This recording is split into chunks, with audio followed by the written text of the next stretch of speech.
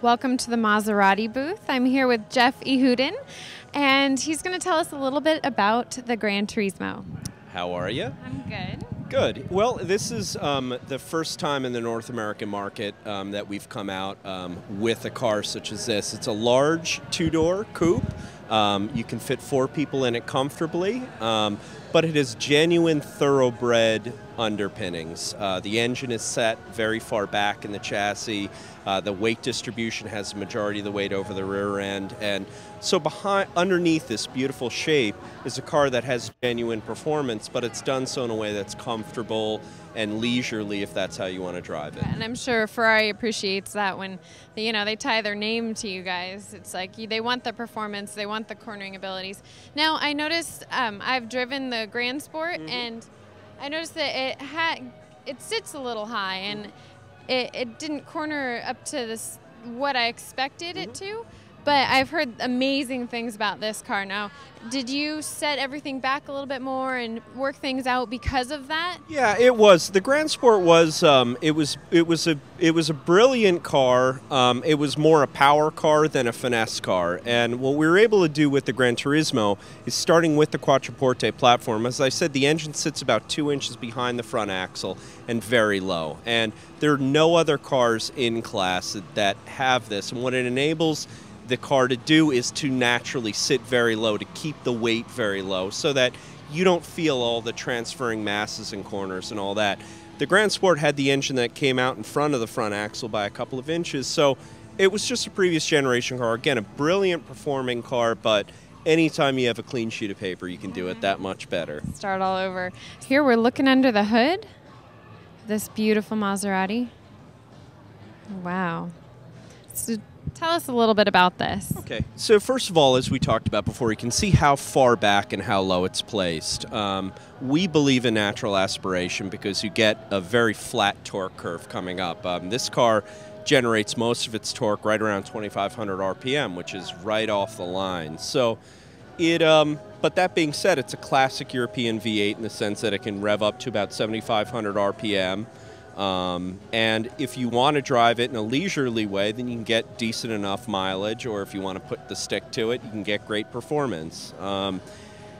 There needs to be flexibility these days, and we've just found that we like to find one engine design and work with it and tune it in different ways for the different applications, and it helps also with reliability and with us being able to know the car and understand what it wants and what it needs. What's different about this? What sets this apart as far as like getting those horses out of it? I mean, it shocks me that it's amazing, and it's pretty heavy, and it's 0 to 60 in how fast? 5.1 seconds. It's pretty good. Oh, it's quick. It's again.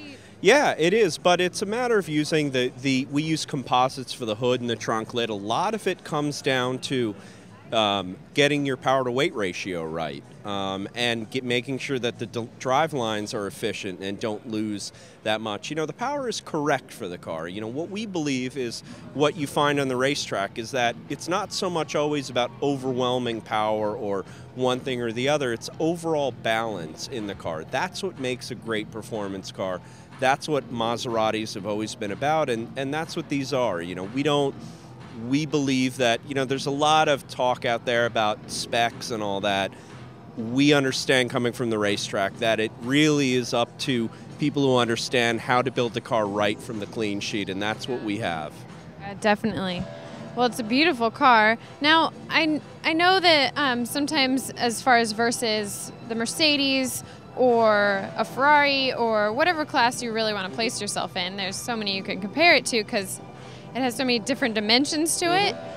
But I noticed that Maserati shifts different. Like it's a little more comfortable shifting at a lower RPM than usual. What you were driving was a version of the Formula One gearbox that we had called the Duo Select, and that was probably in the Grand Sport. An extraordinary solution for very high performance driving, but what we found over the last year was we are finally at the point that there are automatic transmissions that are built to really take advantage of the power and the weight distribution of Maserati. So these now have traditional 6-speed ZF transmissions. So it's been a change that we've come over to, and the cars are far more drivable. But yeah, the old cars, once again, I love the old Grand Sport because it's a hardcore sports car. Oh, she'd growl at you if you didn't shift right.